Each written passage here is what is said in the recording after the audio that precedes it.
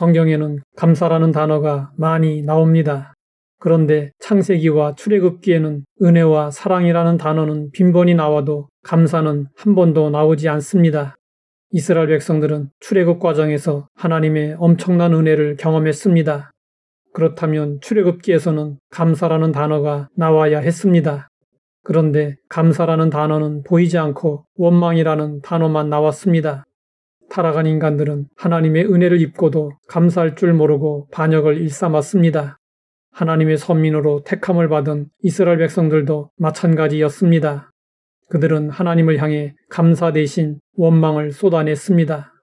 이런 이스라엘 백성들과 하나님이 어떻게 화목할 수 있겠습니까?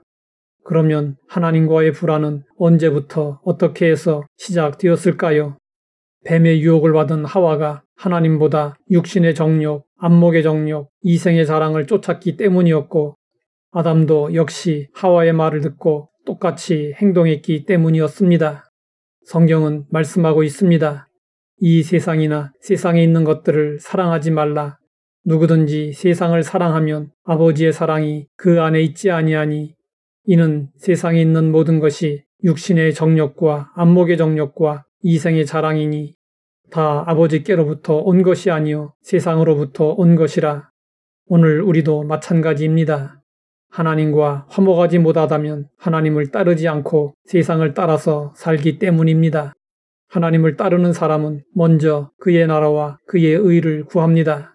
그러나 세상을 따르는 사람은 자신을 위하여 먹고 마시고 즐기는 것을 우선으로 구합니다.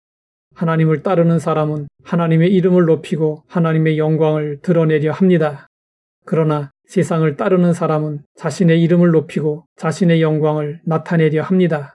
대부분의 사람이 자신을 위해 살며 그것을 당연하게 여깁니다. 그러나 성경에서는 우리가 하나님을 따르지 아니하고 이 세상과 세상에 있는 것들을 따르면 죄라고 규정하고 있습니다. 우리가 이 죄의 문제를 해결하지 않으면 하나님과 화목하게 지낼 수 없습니다. 하나님은 죄를 미워하십니다. 그래서 자신의 죄를 인정하지 않고 적당히 묻어둔 채 하나님을 부르면 듣지 않으십니다. 성경은 말씀하고 있습니다. 너희가 손을 펼 때에 내가 내 눈을 너희에게서 가리고 너희가 많이 기도할지라도 내가 듣지 아니하리니 이는 너희의 손에 피가 가득함이라. 하나님은 우리가 죄의 문제를 해결하지 않으면 용납하지 않으십니다. 하나님은 우리와 화목할 수 있는 방법을 알려주셨습니다. 그것은 죄를 속하는 피를 가지고 하나님 앞에 제사 드리는 것입니다. 제사 중에서도 화목을 목적으로 드리는 제사가 화목제입니다. 이에 대해 성경은 말씀하고 있습니다. 여호와께 드릴 화목제물의 규례는 이러하니라. 만일 그것을 감사함으로 드리려면 기름 섞은 무교병과 기름 바른 무교전병과 고운 가루에 기름 섞어 구운 과자를 그 감사제물과 함께 드리고 또 유교병을 화목제의 감사제물과 함께 그 예물로 드리되 그 전체의 예물 중에서 하나씩 여호와께 거제로 드리고 그것을 화목제의 피를 뿌린 제사장들에게로 돌릴지니라. 감사함으로 드리는 화목제물의 고기는 드리는 그날에 먹을 것이요 조금이라도 이튿날 아침까지 두지 말 것이니라. 여기서 처음으로 감사라는 단어가 사용되었습니다. 참으로 특별하게 느껴집니다. 화목제물을 감사함으로 드려야 하는 이유는 무엇일까요? 허물과 죄로 하나님과 원수된 우리를 하나님께서 화목한 관계로 회복시켜 주셨기 때문입니다. 화목을 위해서는 반드시 희생제물이 있어야 했습니다. 그 희생제물로 소나 양이나 염소가 사용되었습니다.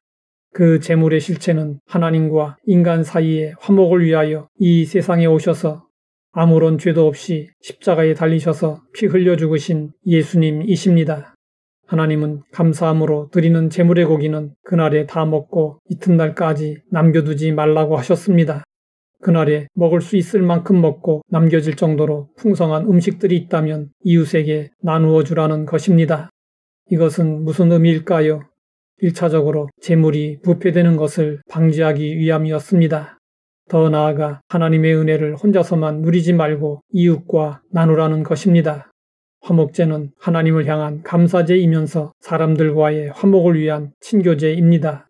만약 나누지 않고 셋째 날에도 화목제물의 고기를 먹는다면 하나님은 그 제사를 받지 않으십니다. 우리는 화목제의 목적에 따라 하나님뿐만 아니라 이웃과도 화목을 도모하며 살아야 합니다. 하나님 아버지, 화목제물이신 예수님을 통해 화목하게 하시니 감사합니다. 예수님의 은혜를 기억하고 날마다 감사하며 하나님께로 나아가게 하옵소서. 예수님의 이름으로 기도드립니다.